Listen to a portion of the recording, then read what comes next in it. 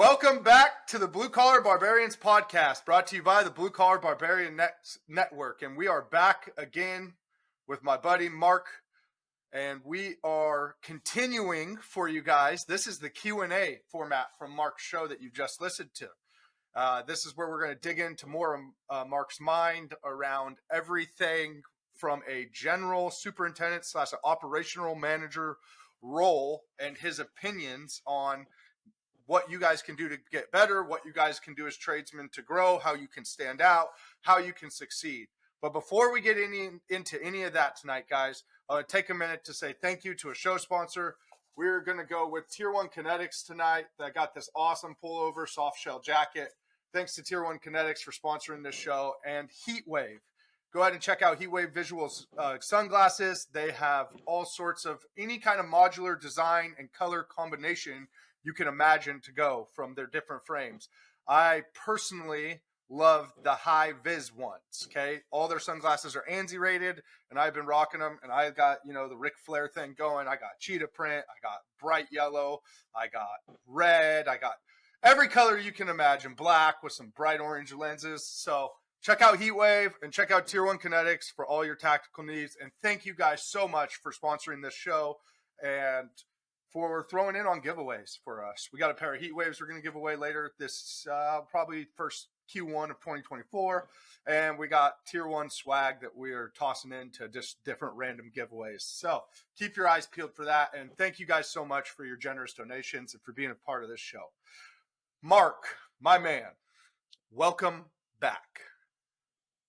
Welcome back, dude. That was such an incredible conversation we had this last time, man. Like, such an incredible conversation. Thank you for coming back on to answer some questions and help get our brothers and sisters a little bit of extra knowledge, dude. No problem. I'm happy to be here, man. Really, really look forward to happy to help and train. As you guys know, when we talked to Mark, we talked about his story coming through some really hard times, coming from being a convict to getting literally punched in the face to get his foot in the door, to accelerating to running work. You guys will have to make sure, if you didn't catch the last episode where he goes into depth about how he got to where he is now and the route and the Barbarian, which is really the unruly approach that you took, is what stood out to me the most. It just fits perfectly for the theme of this show, right? Like, go and get it. And that's exactly what you've done. So, Mark, you're a gold mine, dude.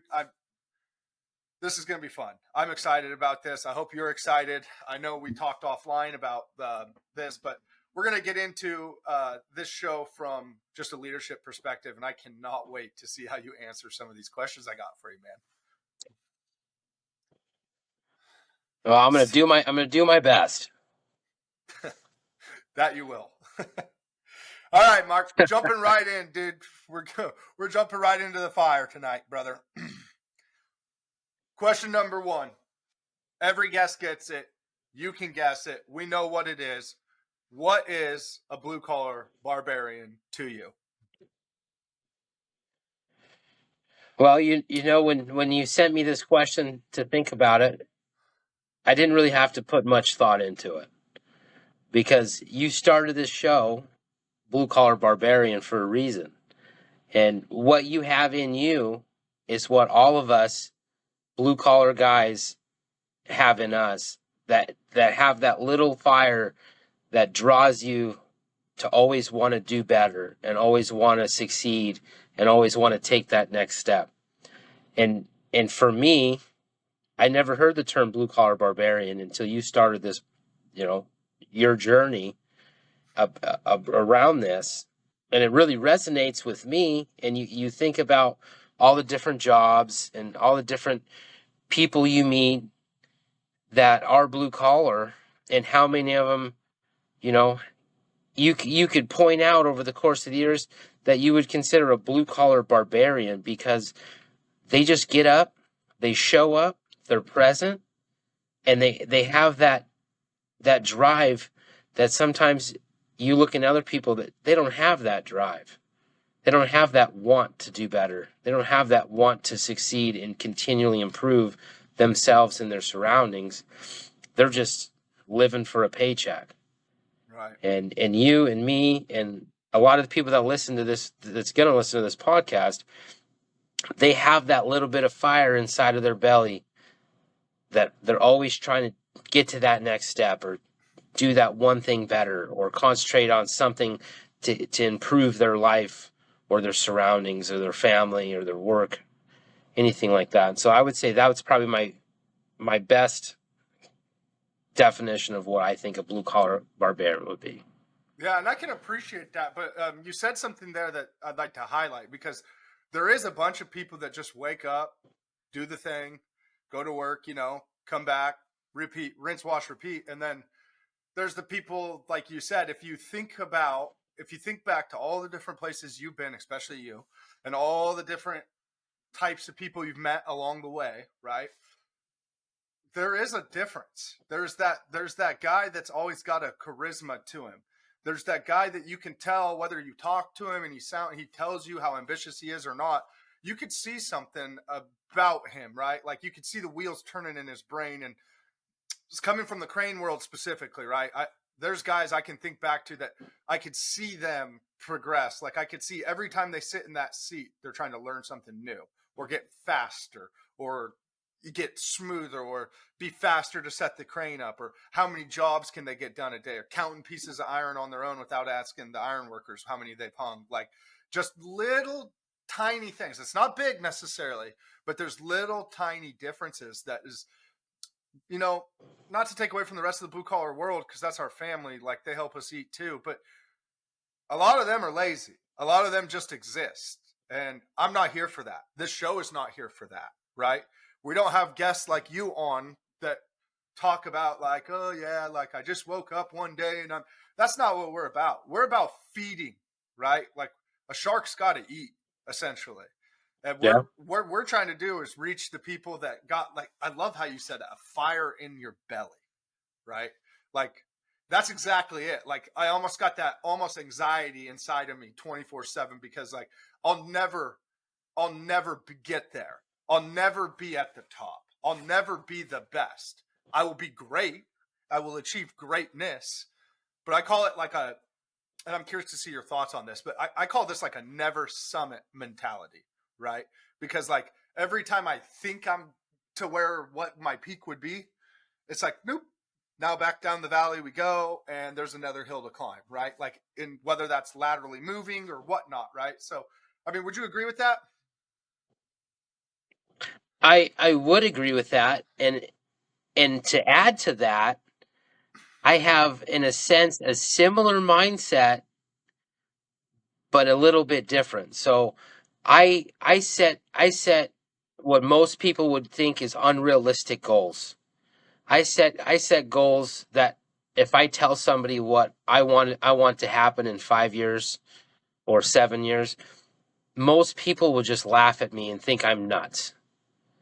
And because back in the early days of my life, when I caught 2 felonies and said, I told myself every day, I want to be an international drilling consultant. I want to be an international drilling consultant. And I woke up every day, even though I might have not been doing a specific job that ever put me, in anybody's mind that's going to ever launch me into that position. I'm patient, and I know that there's a process that has to happen in order for things to happen. Everything's a chain reaction. If I do this one job my whole life, nothing will ever change. If I do this job, this job, this job, and this job, it's preparing me and putting my life in succession to what I ultimately have in my mind, unintentionally drawing me towards exactly what my unrealistic goal in that moment was. And it's literally mindset. If you have the mindset to climb that summit, even though nobody thinks you can do it, you're going to do it if you want it. And that's kind of how I look at it is I set goals, 1 year, 5 years, 7 years, 10 years. And when I reach those goals that in the moment might seem unachievable, now I'm here. What's the next big thing I want to do in the next 5, 7, 10 years? And I write those down and I tell myself daily, weekly, that this is what I want to do.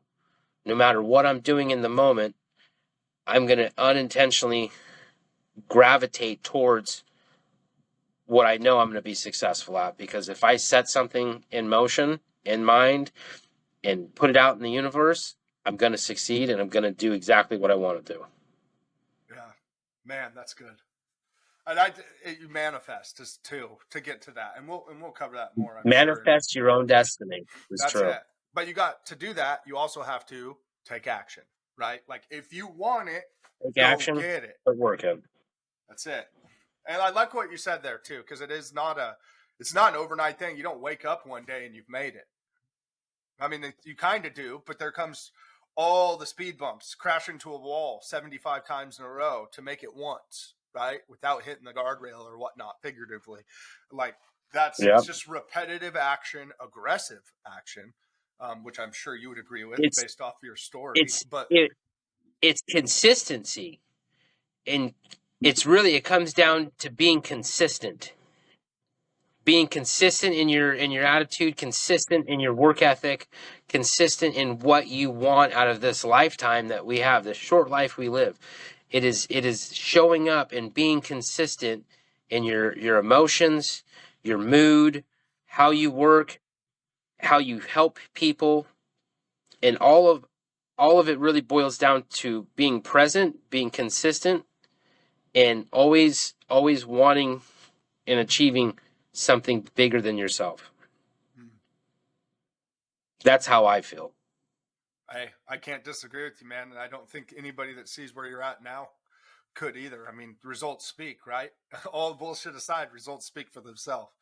So listen, let's get into another question here then, because piggybacking off of this. So from the leadership perspective here, as a superintendent, right, as supervision, when you're looking and you're selecting guys and you're looking at guys that are in leadership roles, what stands out to you? What are you looking at? What are you evaluating people off for that when you're assigning, like, say, your foreman and your general foreman, or is deciding if this guy's ready to progress or this guy is, you know what I'm saying? Like, what do you look at for that? So I can use a prime example because currently I'm on a very large project. It's a $20 million project. I just got thrown on this, 3 months ago, and they need help streamlining, saving money, cost, making the project be more profitable in the end. We have a year to go. And the general manager of all of our field operations, with a $300 million a year company, says, hey, we really need to look at who's on site and who do you think can be a next person that we could bring up into a foreman position. He's like, let me know. And so I spend my days, I look and interact and talk, and you watch how people deal with other people. And so the number one thing that I really look for, there's a specific aptitude that somebody can display unintentionally and sometimes intentionally, which is how to deal with people. Because when you go from a laborer or an operator and you need to move from that position into a foreman / super position, and now you're going from being told what to do to telling 20 to 30 people what to do every day, it's you have to be able to have a flexible personality. So I would say the number one thing is dealing with people and being able to read people. And so when I show up, I'm brand new to a very large company. I'm going to go through, I'm feeling people out. You feel their energy, you match their energy. You never go above what they are to keep on that same level. And so my number one thing is looking for somebody that can be flexible with their personal feelings, to be able to interact with a whole multitude of different personalities. And that's what it comes down to, is your first, check mark you need to be a foreman, superintendent, general manager, is to be able to talk to 12 different personalities of different kind of people and be able to interact with them properly and not set them off or piss them off or talk down to them to match how they approach you. So communication skills is the first thing that stands out to you. Huge. That's awesome. Being able to communicate. And and a lot of us, I'm 37.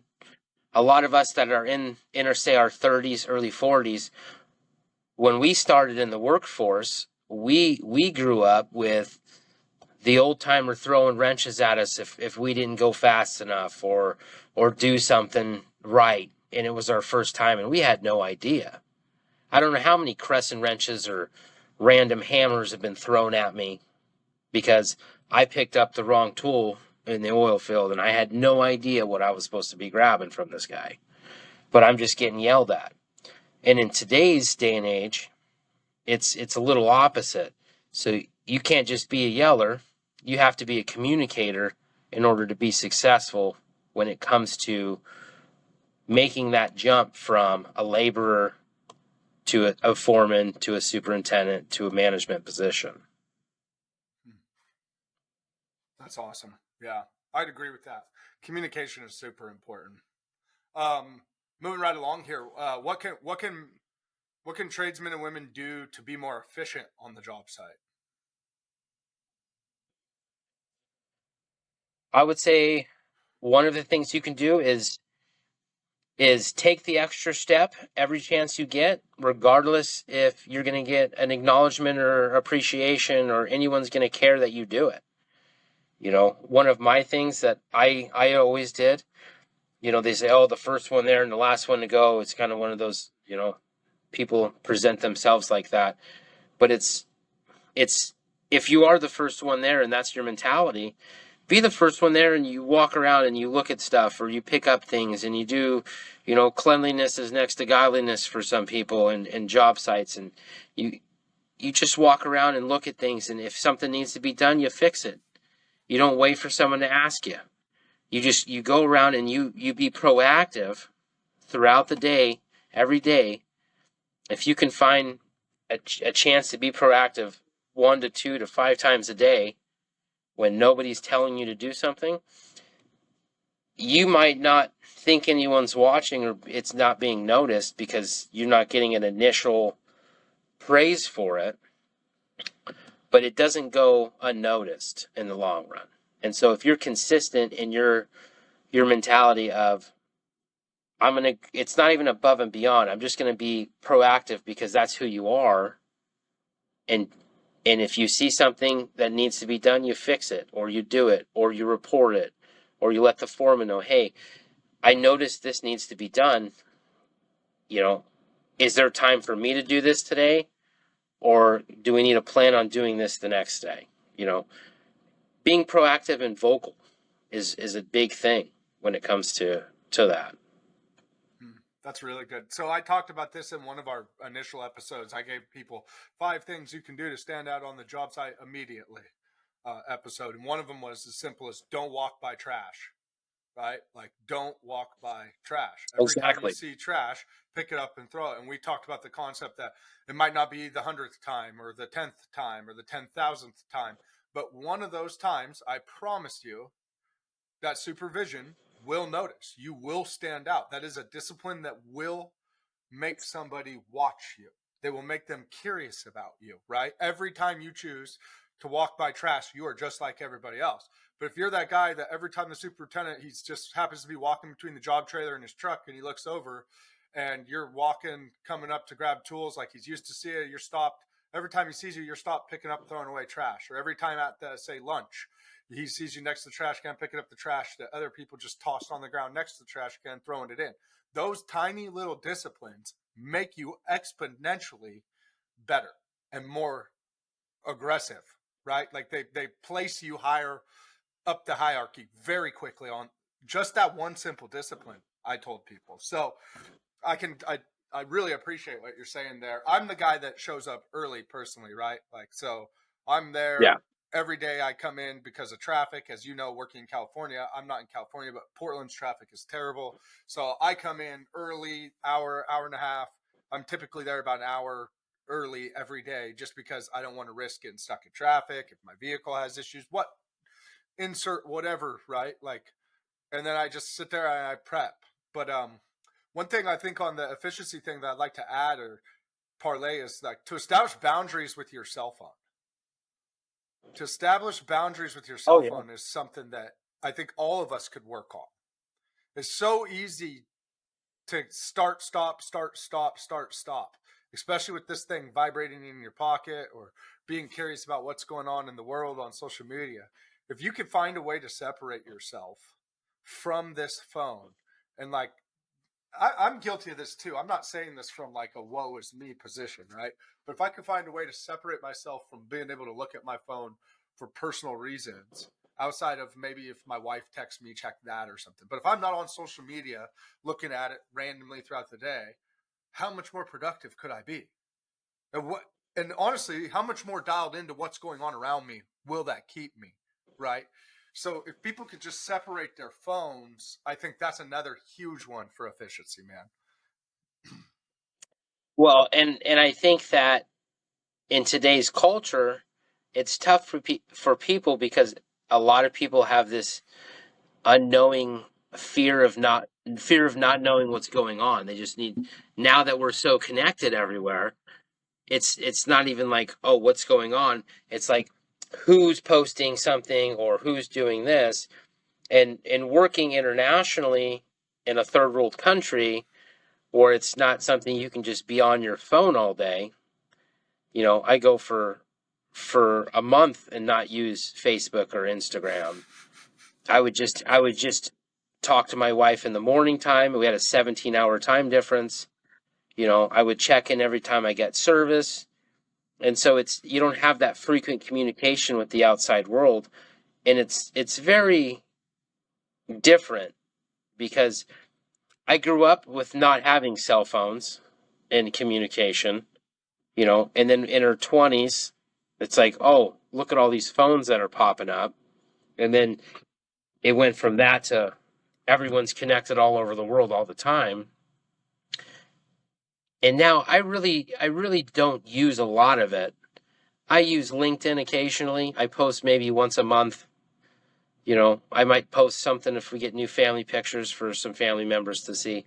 But the more you can, like you said, separate your life from this social media, because social media is, unless you're in a business for social media, it's not going to gain you anything. And that's where I looked at my friends, my life, who surrounded me.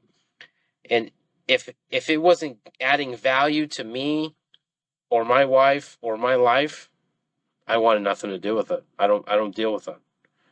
So you'll appreciate this then, because I have this saying: it's if it's not growing, it's going, right? Like Exactly. that's where I'm at right now with like people in my circle, my network, all that, right? Like if it's not growing, it's going, and that's the way you almost have to be. Moving right You along, really do. let's talk about what's a way that you think people can network, right? Because I've said this before: your network is your net worth, and I really think people really need to take a second, rewind this, listen to that. Your network is your net worth. So what's something people can do to make their network more dynamic and to increase the value of that circle that they have in their network, right? So how would you suggest like guys that are trying to come up, right? So like I'm making the jump from a hand to management. That's what my goal is right now, right? So what would your advice be to somebody in my position? How do you reinvent your network? So the first thing I had personally did is I looked at who I associated with outside of work, inside of work, and random general interactions I had with other contractors, other people. And I looked at how I felt about my knowledge scope and my level at that time. And I look who around me, if I was to join forces with, would add value to me or help me gain knowledge that I didn't know. And so just like meeting you, 8 years ago, and I think I actually said it then, is I take every interaction I have with everybody as an intentional interaction. And if I have a gut feeling or we have a conversation, whether how small or big that conversation may be, I make a decision right then if I'm going to keep in contact, keep that contact and name and phone number, and just throw it back, in the Rolodex. Dating myself probably. No more Rolodexes. But I keep that name and I keep that phone number because you never know when you have to make that full circle in a sense and call that person and be like, hey, remember we had this conversation, 8 years ago, you might not remember me, but you made an impression on me. What do you got going on right now? Like, hey, I'm looking. And it's one of those things that I make a point when I have specific conversations with people to say, hey, I appreciate the time that we've talked about this. And I just want to let you know it's not going on deaf ears. And I'm going to save your contact information. And maybe in the future, I'll hit you up because I might be looking for work, or maybe you'll be looking for something and we can help each other out. And I try to surround myself with people that I feel I can learn something from, a knowledge bank that I might not have. And it's funny now that time has passed, over the course of my life, all these different interactions I've had with different people that in the moment didn't seem like anything, in a sense, I call it the full circle. It's an interaction with somebody I've had, 5, 6, 7, 8, 10 years ago, coming back around going, hey, I saw you post a picture on LinkedIn. What are you doing? And how can I be a part of that? Or what are you doing? Do you know of any work going on? And so it's those little conversations that might be meaningless to a lot of people that I take to heart and put away for future use. Yeah. No, that's gold. That's gold. Yeah. Cause dude, your network that's your golden ticket.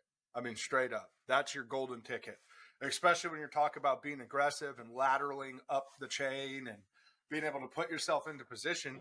You never know who's in the right position to make the right kind of phone call that gives you that shot. And literally it could be from, hey, I worked with you for 3 months 8 years ago and you were a cool fucking dude and I know you get it.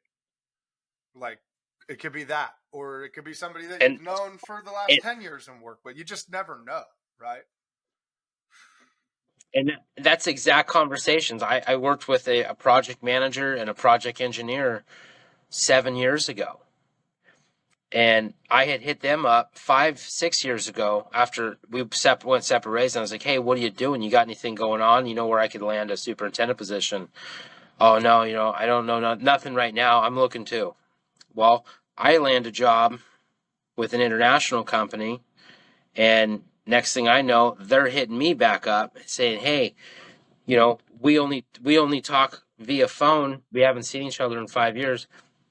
Is there anything you got going on? I can send you my resume, And so having those interactions with people that you don't really in the moment think that it's ever going to be anything, but 3 years, 5 years down the road, you have built this network of project managers, superintendents, project engineers, inspectors that you come across on your job sites from day to day and month to month and year to year that you can always use as a resource later on when you're looking to make a change or make a move, or they're looking to make a change or make a move.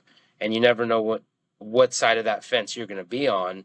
And so it's good to have those contacts and have that network. Like you said, is your network is your net worth, because if you don't have a network of anybody, when something goes down, who are you going to call when you need that next job or need that position because everything's failing?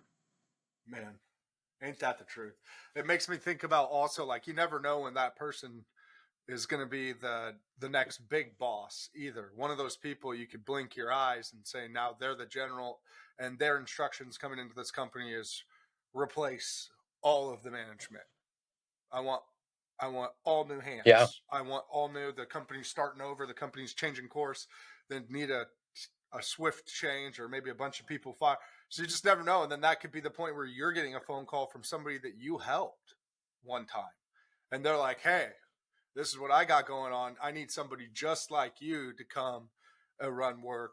And then, like, as far as talk about compensation and shit, it's a shoe-in, right? Because you already have the relationship. You can say, hey, man, this is my number. This is what it is. And I would absolutely love to come and work with you again or for you, right? And Like, I've been on both sides of that fence. You know, when I went to Papua New Guinea, I was like, man, who can I bring with me? Who do I know in my network of people that is close to my knowledge and what I can do, and who can I bring here to help me be my back-to-back, so I don't have to work all year. I can work half the year, they work the other half of the year, yeah, you should and I have make called those me, phone calls. asshole. Yeah, it was not something I couldn't. It's not one of those just show up and do jobs. You'd be sitting on a 55-degree slope in a spider excavator in the middle of a third world jungle with Indians and shooting at you. You know, it wasn't a good spot. I'm teasing. So going along the thing with your network, another thing that makes you more dynamic is feeding your brain, right? Wisdom, gaining wisdom, stretching your mind, keep fueling it.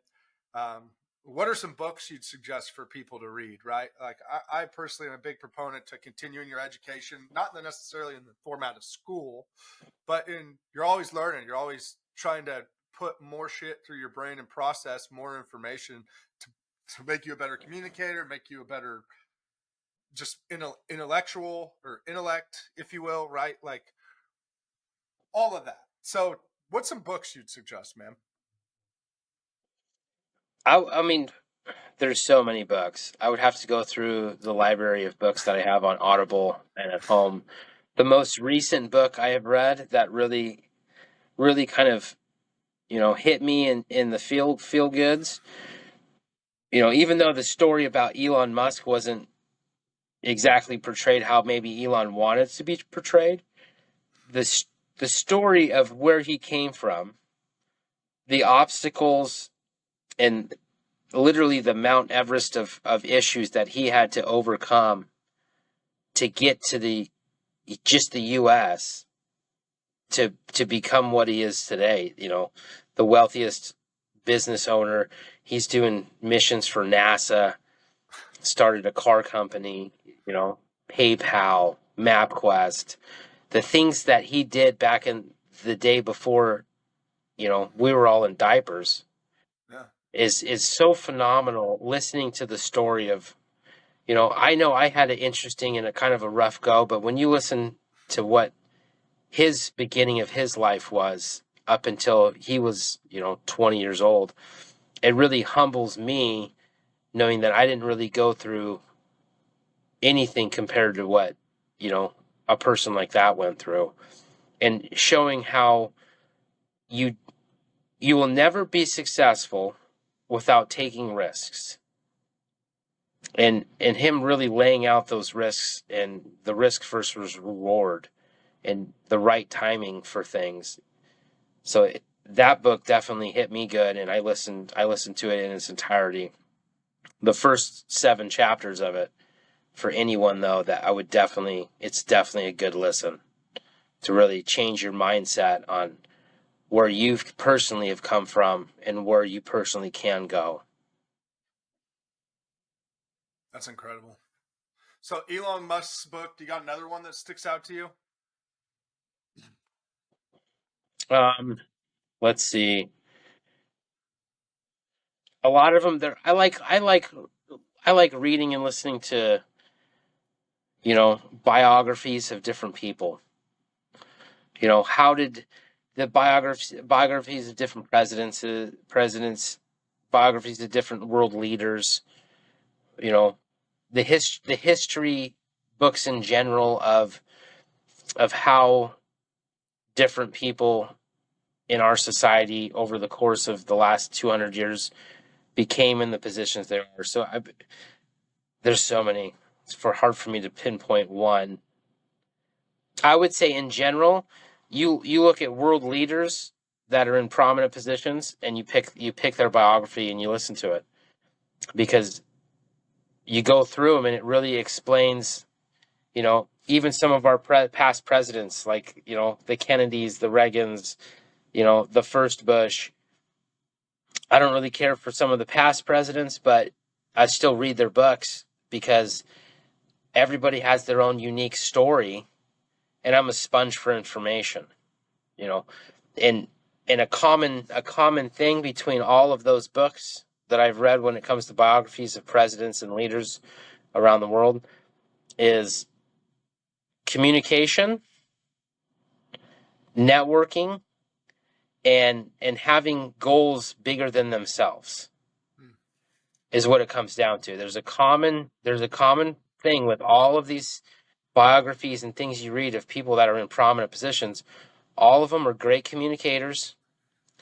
All of them had dreams and aspirations to do things and had a feeling of something bigger than themselves that they felt like they needed to pursue. And I have that same feeling. I'm not shooting to be a president, but I'm shooting to be the best version of myself and the best communicator with my family, my wife, my kids, be present, yet still continue my pursuit to be a blue-collar barbarian, in a sense, Yeah, for real, though. Yeah, the legend is you. You know what I mean? That's what the end of the day, Yeah. you're becoming the myth, the man, the legend. Like, you are it. And that's awesome. Yeah, I would agree with that. That's great. One book I read that stood out to me was The Magic of Thinking Big by Dr. David J. Schwartz, or David Charles Schwartz, or The Magic of Thinking Big. That was an incredible read. It kind of gets your mind going on how to fuel up, just how to believe that you can, right? And to think bigger, right? That there's a power in thinking bigger, kind of like you were saying, when you wake up or you manifest. That's one that I like. And then I'm into like the discipline thing a lot. And so David Goggins' books, they spoke to me. I really like his style. I like it's rough. It's to the point. It's very charismatic. I mean, I flew through those He's books. amazing guy. Amazing guy. Yeah. I love listening to him talk. Yeah. Yeah. I like just his mentality about go get it. No excuse, just go. Like, hey, you don't like, I'm trying to be a savage for me and me only. I'm trying to be a barbarian in my own right. I'm not doing it for you. I'm not doing it for notoriety. This is me. And I never said you have to do it my way. But if you're asking why I do it, like, eat shit if you're not going to do it my way. Like, you either come with it or you don't, period, the end. I dig that. So I can appreciate that. And he's the guy that I think said that quote. If the answer is you're not going to do what the fuck it takes, then don't fucking do it. That might have been him. That sounds like something he would say for sure. I think it is. I think it is. He said that. That's awesome. Well, wrapping up these. Yeah, I love that guy. Wrapping up these questions, Mark. Let's do one more. I got one more for you, and then we'll close this show. Let's shoot it. Give me some parting wisdom here. I'm looking to know, what do you tell these guys right now in the trades that aren't sure? They're in that period of uncertainty. Is this what I want to do? Should I do this? How long should I do this? At what point do they try or look for something new? At what point do they decide to make the jump? Is there a time there? Should you 10 years, 5 years, 3 years? What, like, how do people know when they're ready? So I just had this conversation probably 7 days ago with the foreman on site.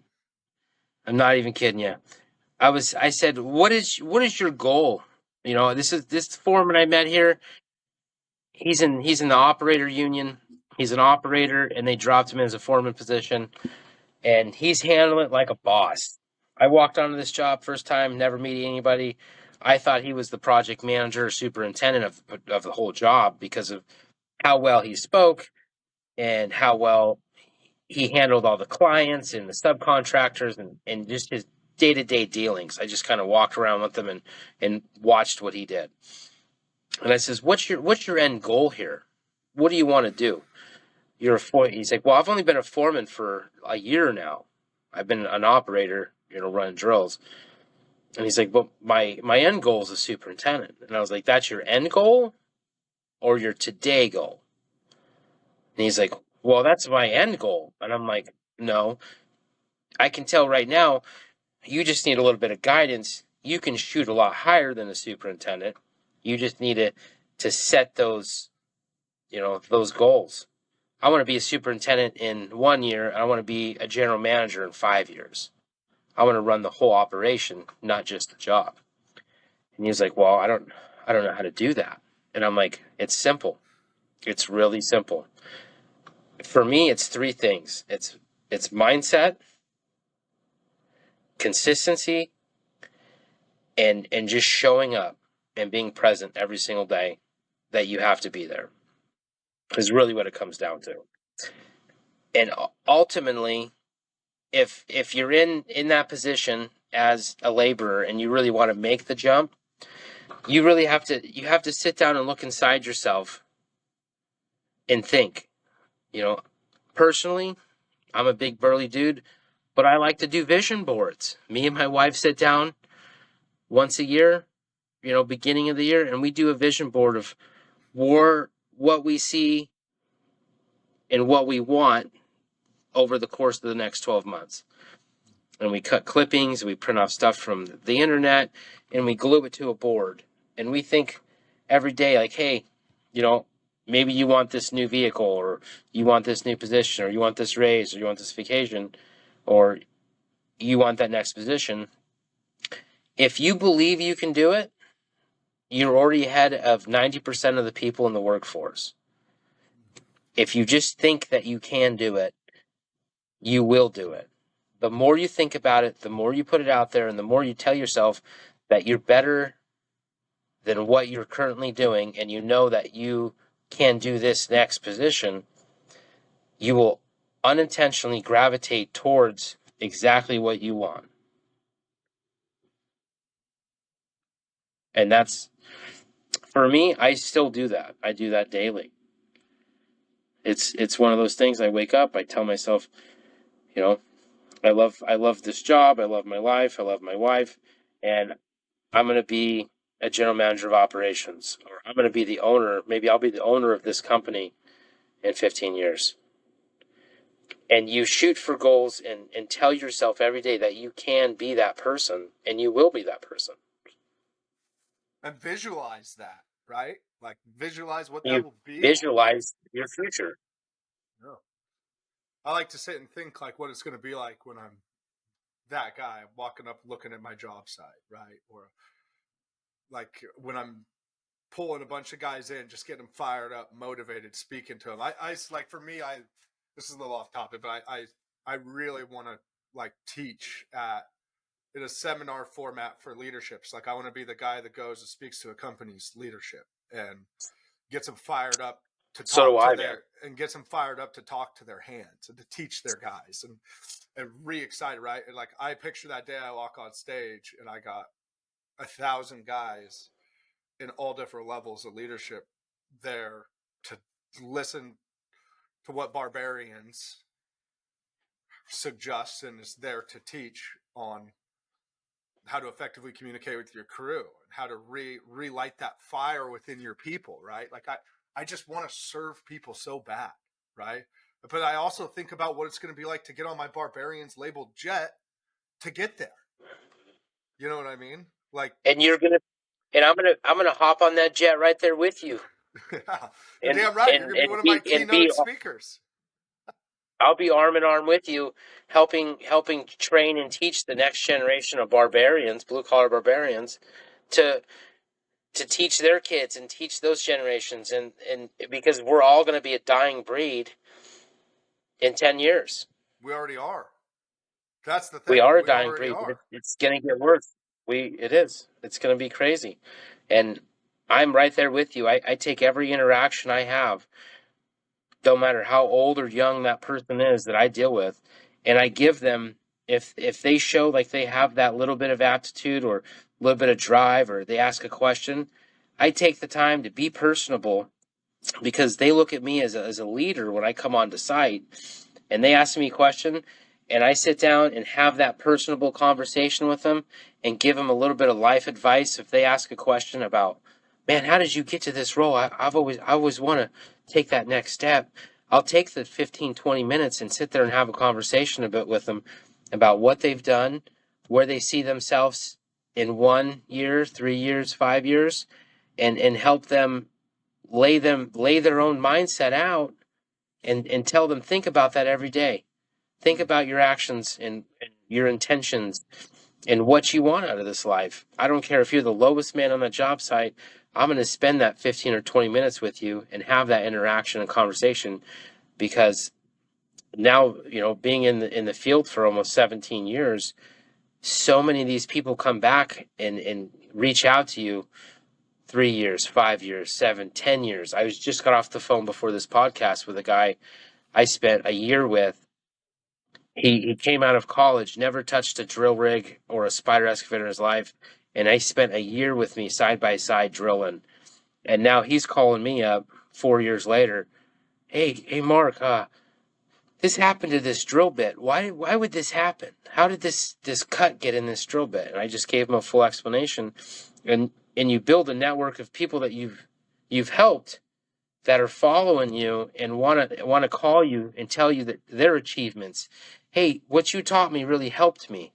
What you told me really, really took me to the next level.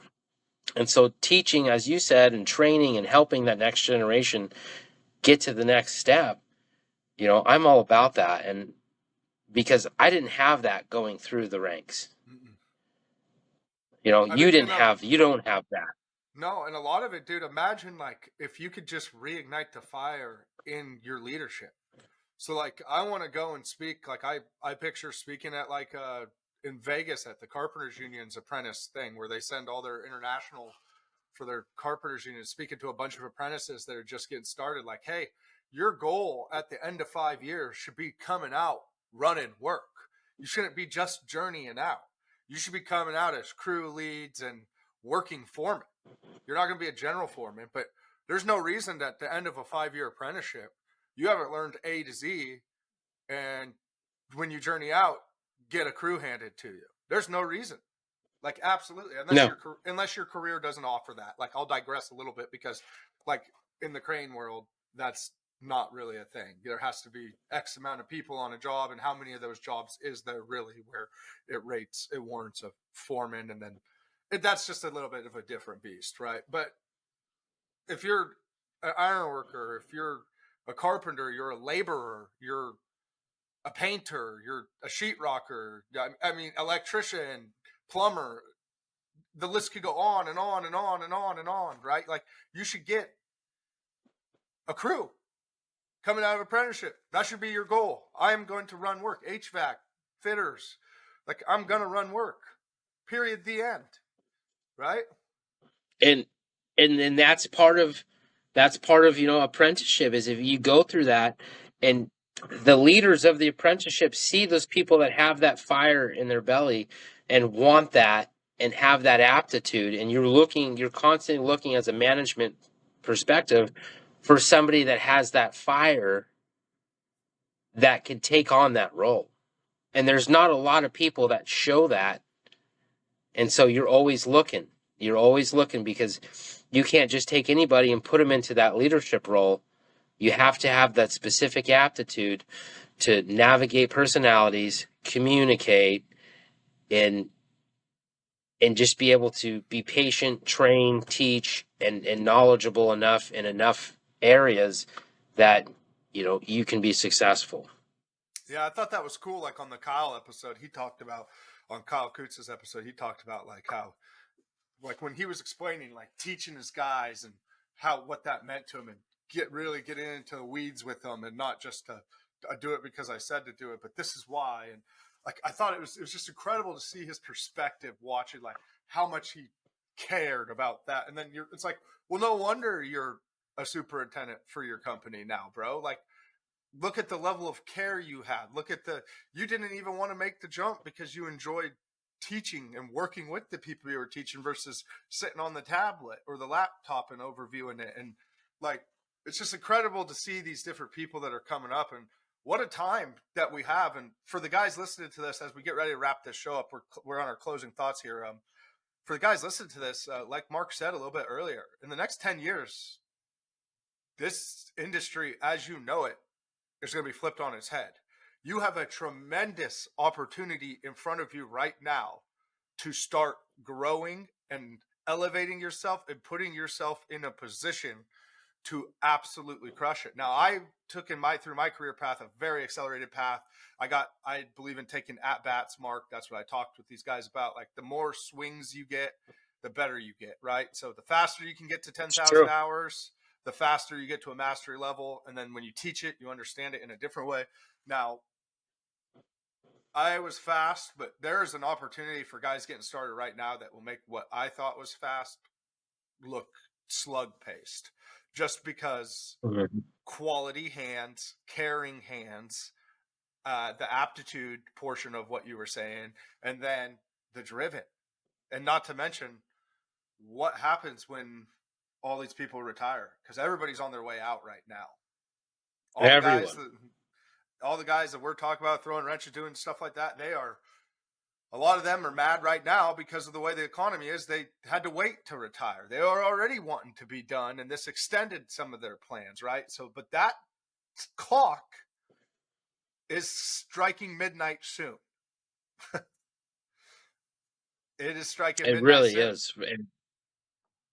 There's just this one crew that I'm on. There's 25 guys on this location, and there is 7 people on this location in the next 2 to 3 years that are not going to be at work. And they're in key roles. Crane operators, like very good, knowledgeable crane operators that can swing that pile or swing that casing, work around, a very large drill rig, welding foremans, different drilling foremans. They're all retiring, and their replacements as of now are unknown. They don't have that person that they can teach and train with them day by day, because we just don't have the personnel to do that. Nor do they care. You don't have that person no. So you have to want it. And that's another factor of it. You have to want it. You know what I mean? Like, yeah, there's no middle ground. Yeah, you're either going to make it or you're not. And I think times are going to be very telling of that on their own here very shortly. But that's a whole nother conversation.